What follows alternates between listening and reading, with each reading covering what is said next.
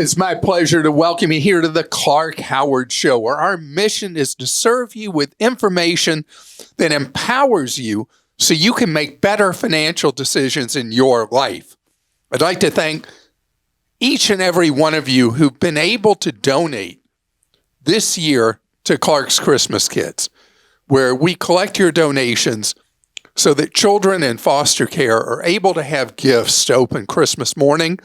We're 7 days out. We'd love to have your generosity if you can afford it. If you'd like to help out, see how it works at clarkschristmaskids.com. Now, in today's episode, I'm going to talk about something you may be thinking about involving your parents, a relative, could even be yourself in the future, and that is how assisted living works. And these facilities can be so mind-blowing and so difficult to choose. I've got some things I want you to watch out for. And later, something that has become ridiculously expensive, audiobooks. There's now ways for you to get them cheaper, and we're going to talk that through. So, a friend called me recently who she and her husband had placed her mom in an assisted living facility. And they did not have long-term care insurance, which, almost nobody does. I think it's like 3, 4, 5% of people have long-term care insurance because it's a very difficult product to buy, expensive, and the premiums aren't guaranteed. Other than that, it's great. So it ends up being something that when you have either for yourself or you have a relative, you have your parent, whatever, who needs the kind of care you'd get in an assisted living facility, it's so hard to pick and choose. Well, they went around, looked at different places. They hired a consultant to help them find a place, and the placement was terrible. Place was okay, but the price they were quoted was not close to what they were being billed. And this is something I've read stories about how the thing to do now for dishonest assisted living facilities is they quote you a rate that's supposedly all-inclusive for the month, but then everything else is extra. I mean, it might as well be a breathing charge because everything they do through a 24-hour period every day is itemized and billed separately. So they thought they were paying about $4,000 a month, and they were billed $9,500 for the first month. Can you imagine? That's crazy. Was it like a first month deposit thing, or No. It was for all the extras. Oh my gosh! And that's what the New York Times just did an investigative report on. And this is happening all over the country. But here's the thing that's really crazy, and you've got to know this. If you are in this unfamiliar territory and you don't know these places and they have these beautiful videos and these gorgeous 4-color brochures and everybody's smiling and everybody looks happy, and when you go on a tour, they're curated and everything looks just wonderful, right? It's not a lot of times. So the consultant that they got, they don't charge you to help you with the placement. So what's going on here? Something you got to know.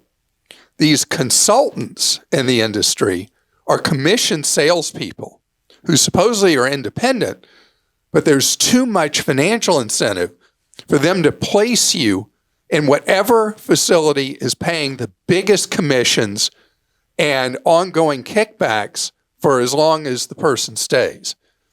And so you think you're getting free advice, and might be a very warm, friendly person, and they're saying, I've had all these people who've gone to this place. It really has been great. What's really going on is they're getting a fat wallet. It's almost like the conflict we talk about in the stock brokerage industry. If somebody's not a fiduciary, or in the insurance industry, it's all about selling you whatever that gets the most commission for them. So this problem in the assisted living industry is a big one.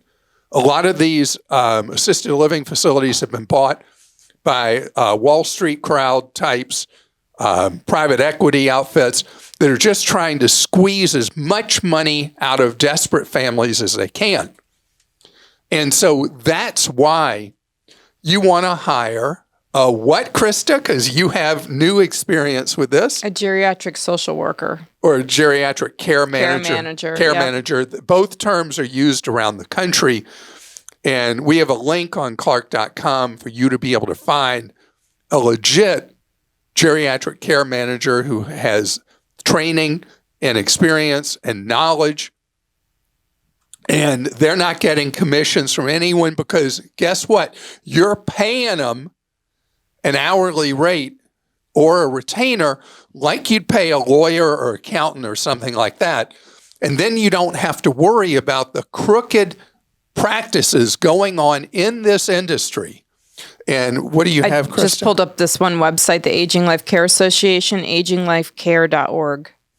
So what I want you to know is at a time that we are in an inferior position, it's not something we may have ever done in our lives. We don't have any idea how you pick this place, that place, or the other place, or exactly what care your aging parent needs, you might need, a friend, family member needs. You are in such a weakened position because the need is immediate and you're out of your league in this. So if you hire somebody who actually knows what they're doing, they're going to do a full eval of if it's you or the individual who needs assisted living or care with daily living that could be in your home. They're going to do the evaluation, and then they're going to know what facilities in your area have best reputation and best care and aren't going to pull this private equity junk of telling you you're going to pay this much per month and then charging double or triple that. I mean, it's just unbelievable. And you know the stories in Florida where people are put out at bus stops where they get all the money they can out of you and they're like, oh, you got no more money? Bam! Oh my gosh. They put you out on the street. I mean, it's just unreal. There are perfectly wonderful, good people and facilities in this industry, and then there's the dirt. So that's why I want you to know. And I want this in your head because right now it may not apply to you at this moment. Some point it will to you, friend, family member, whatever. Just remember, you got to be careful. Snakes in the grass. Christa? Tracy in Colorado says, gift givers beware. I bought my son an unlimited pass at a movie theater chain, free movies for 3 months. I purchased it on the phone using an app and linked the payment to a Visa with a small bank account I rarely use. I'm charged for 3 months right up front and think I'm done. The 3 months come and go. I think the gift has ended, as does my son. Then bam, with no notification on the 4th month, the monthly charges began. Additionally, my son is not notified that he has extended months of unlimited movies. I was charged for 5 months at $19.37 a month before I realized the issue. Obviously, I was remiss in checking this account monthly, or I would have realized the odd charges. However, I was completely unaware I was signing up for the Forever package unless you cancel this membership. The advertisement looked like I was buying 1 unit of a particular segment of time. I've disputed the charges with my bank and await a response. I don't want to give you false hope that your bank is going to help you on this. First of all, it's a debit card, sounds like, not a credit card, which limits your rights to charge back. Second, this came up a lot last month during Black Friday week. There was one subscription service after another with introductory deals that were just phenomenal. And they're all auto-renew. That is the thing right now with any type of subscription is that it auto-renews either month at a time, quarter at a time, year at a time, but not at the price that you get up front. There were even 2 different streaming services that were virtually free. I bought the Hulu deal I saw on clarkdeals.com.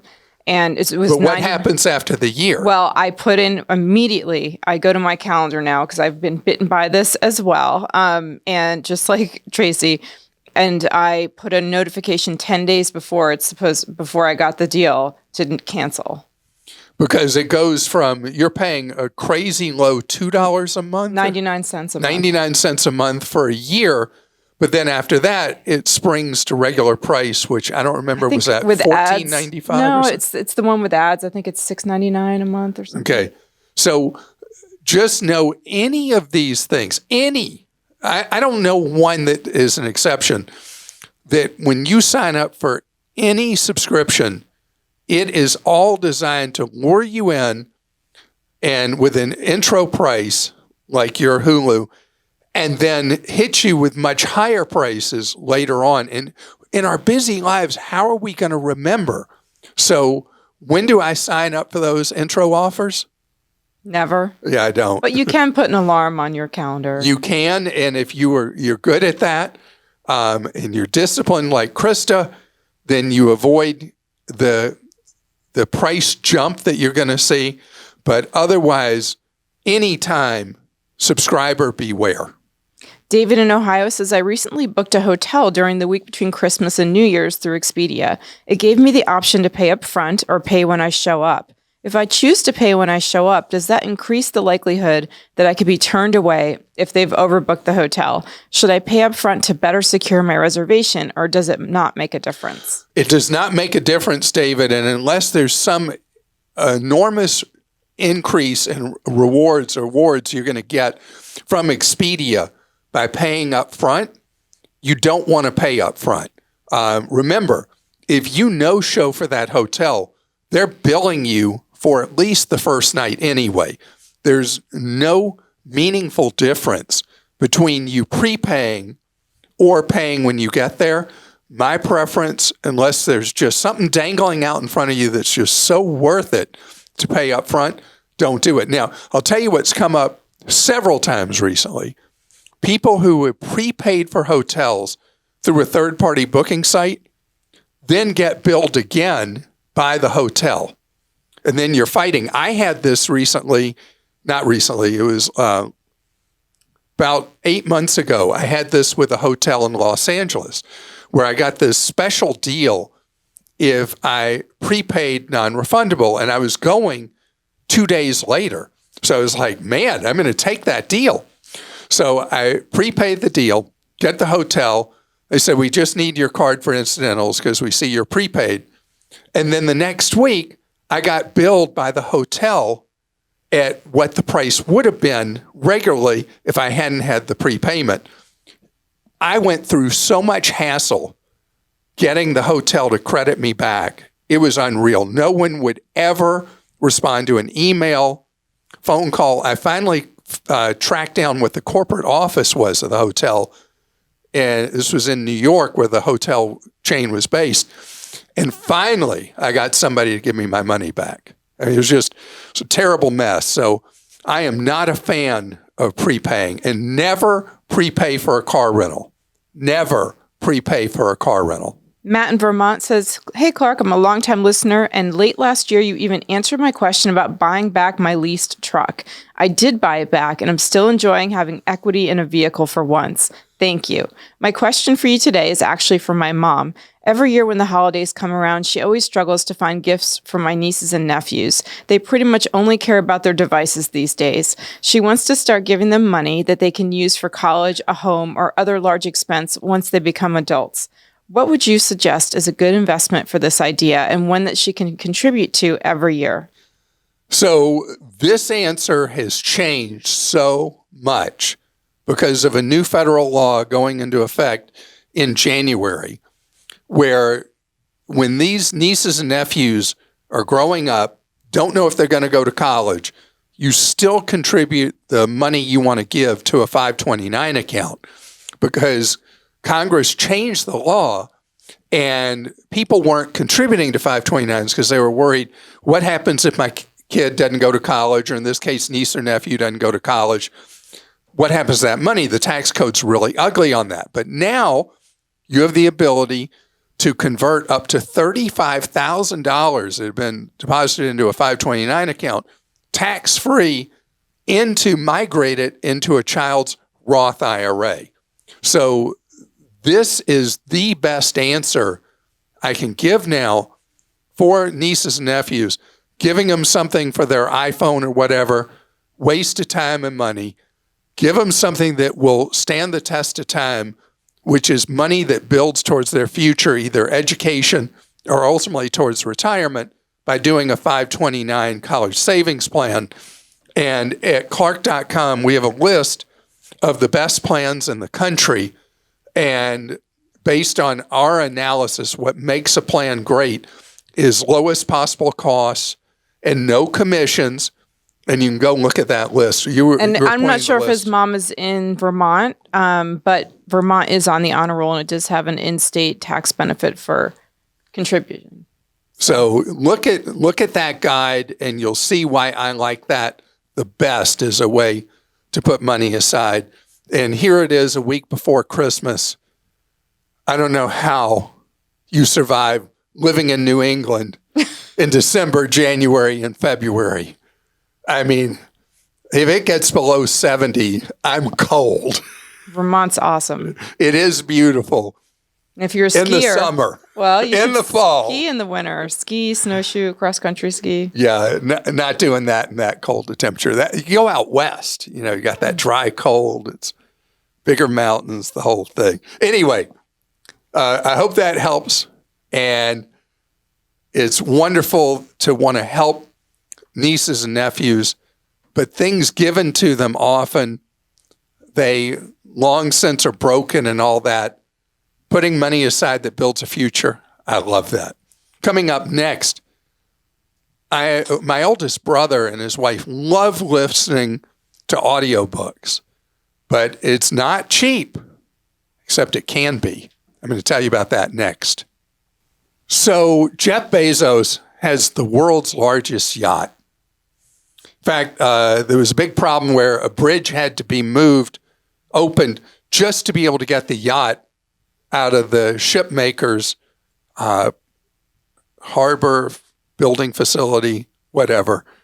And I mean, the guy's got lots of money, right? And you want to help him have more money so he can have more yachts or bigger private jets, whatever. No, you don't need to do that. He's doing just fine.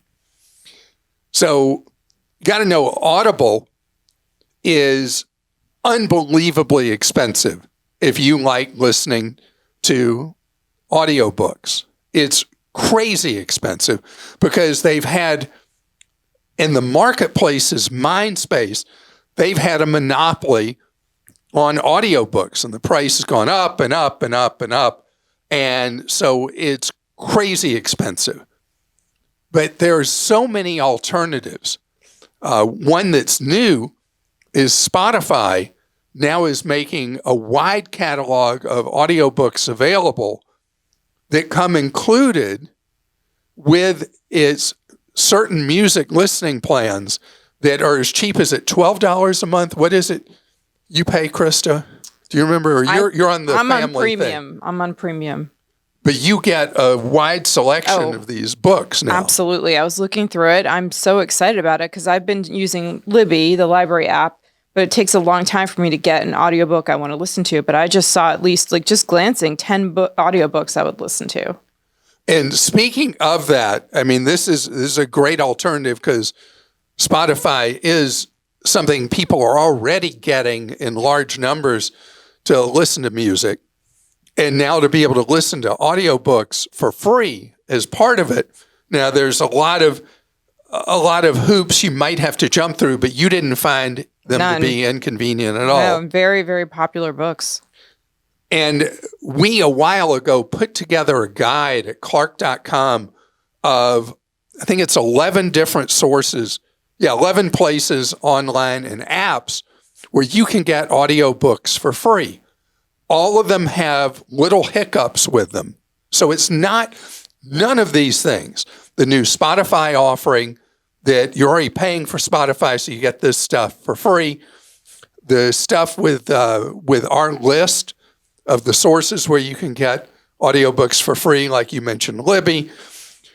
Being able to do this is not as easy, but it saves you so much money. You know, every time you download one from Audible, it's like you took more money right out of your wallet that could be used for other things.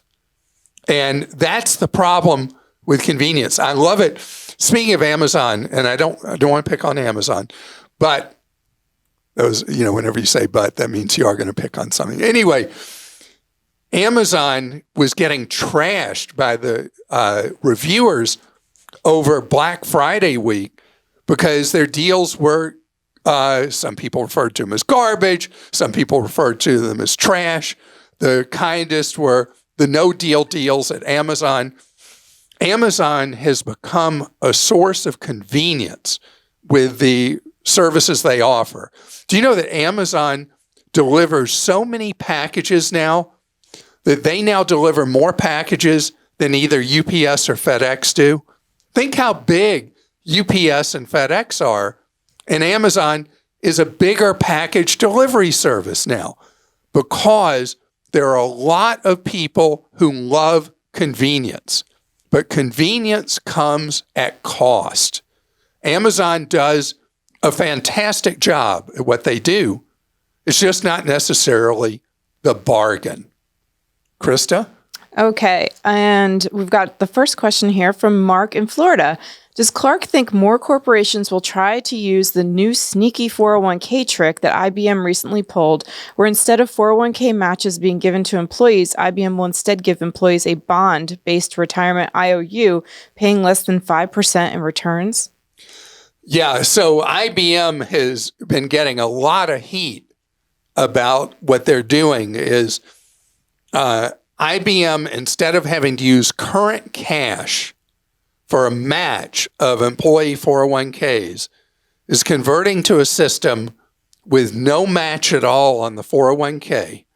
And what they're doing instead, so they don't have to lay out current cash, is they're saying, we promise you that we're going to give you this much in value in what's known as a cash balance plan, something that is not a protected asset in the event that IBM at some point didn't have the resources to pay.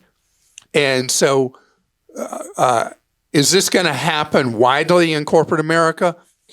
At one time, IBM was the most powerful corporation in the world. And what IBM did set a pattern for the rest of not just corporate America, but corporations around the world. They don't have that power anymore. And IBM has suffered a lot of ridicule in the financial press about this new no match of 401ks with, we promise you, we're writing out a piece of paper. Christa, I'm going to promise you something on a piece of paper. What's that worth? Nothing. Nothing, right. Well, it'd be worth something from you, but yeah. I don't know that. Anyway, but if I match your 401k, money in hand. that is your money in hand. But if I write out on a piece of paper, I promise I'm going to give you this money someday, doesn't have the same thing to it.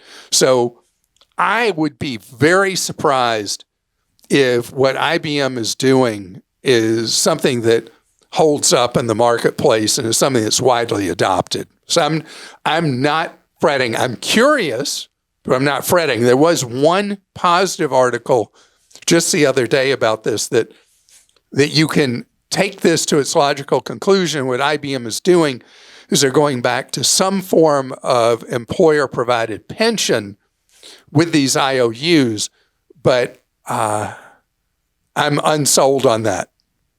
Tom in Florida says, we're renovating our master bedroom. We now need a closet system, and we find that closet systems are very, very expensive. If you Google best online closet systems, the answers are all over the board. If you shop through our beloved Costco, you get a mere 10% store credit. Have you ever purchased a closet system, and do you have any suggestions? So I have been on the periphery of this as my wife has done this over the years. And what I've learned from watching the process is that the quality of the designer matters so much that there's the companies often use similar materials. You can run the cost of these closets way up, but it is the local outfit you're dealing with, even if it's part of a national brand name, the local of it that may be like a franchise, it feels like that. And the designer they send and what the designer is able to do makes a difference. My wife has had the designers come in and had multiple situations where it's like she could have done that just out of her own head, come up with a better design. And then other cases, designers that are brilliant. So it is the way these closet systems are done is very similar across the industry. But what you're looking for is you're looking for the most efficient use of the space with the best possible design at a budget you can afford. And so that's why not just going to Costco because they're giving you a kickback at 10% of the cost in Costco shop cards, but you can shop their designer, and I'd shop others in the marketplace as well where you live and see who gives you that best overall package of the quality of design, the look, the materials, and what the finished product would be like. Would you ever put in your own closet system? Would I do that? Not a chance in this world, in your lifetime. I mean, not any way, any day, but my wife is in the arts, and design is her life. So this kind of thing is very important to her. We had a closet that we bought a place and it had just, like the wire shelves or wire shelves and, a rod, to put clothes on and all that. Looked fine to me. But what we ended up with is gorgeous, and it's a more efficient use of space. So I just defer to things like that to her. Lamar in Georgia says, we made our final payment on a Nile River cruise the day before war broke out in Israel. Our trip insurance apparently only covers sickness and death, and the cruise line is only offering a 50% refund in the form of future cruise credit vouchers. Our travel agent was assigned to us through the cruise company and is not being very helpful. Should we go to Egypt in this volatile political climate, take the vouchers and lose $6,000, or continue to appeal to our travel agent? Through our travel agent. Boy, these stories are all over the place. I think I briefly addressed this a couple of weeks ago. So there are so many people who booked river cruises, in your case, regular cruises. The itineraries are changed. Even if they're not, the trip doesn't feel safe. What you were looking forward to and you spent all this money on feels foreboding and scary and all the rest. This is a terrible, terrible problem for the tour operators and the cruise lines and their passengers, their customers, because everybody loses. And in war, obviously, the biggest impact is on people who are being killed, wounded, displaced in war. But then there are all these ancillary things like these trips that people have spent hard-earned money on and been looking forward to.